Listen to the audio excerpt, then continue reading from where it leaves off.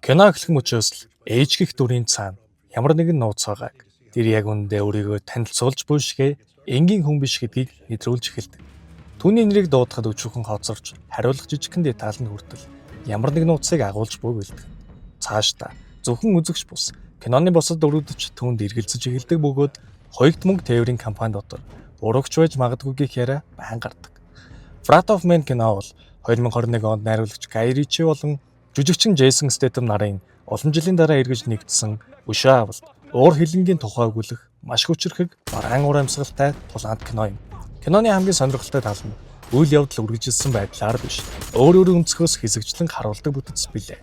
Эхэндээ энгийн мэд харагдсан нэг үйл явдал дараагийн сценд өөр хүний өнцгөөс дахин харагдахад тэс өөр утгатай болж эхэлдэг.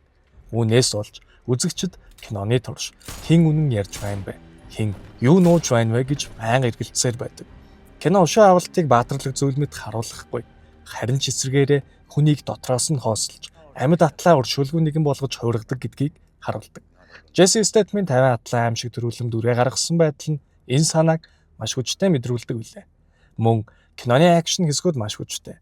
Буун дуу, хоёрт машины төмөр хаалга, багтаа дээрэмчд, харанхуй агуулга, саарлах хотын дүрслэл зэрэг нь киноны уур амьсгалыг улам хүнд болгож өгдөг. Guy Ritchie тулаан будалцааны хэсгүүдийг зүгээр нэг сэтгэл хөдлөх гэж биш, харин бодит аюул төгшүүрийг мэдрүүлэх байдлаар найруулсан. Уур хилэн хорсол, шунал гэдэг зүйл хүний хэрхэн мангас сулгаж хувиргадаг вэ гэдэг санааг энэхүү бүтээл харуулжээ. Та энэхүү киног үзхийг хүсвэл Mizon цагийн сайт болон Mizon аппликейшны адал явдал зоон хэсгээс хүлээн авч үзнэ.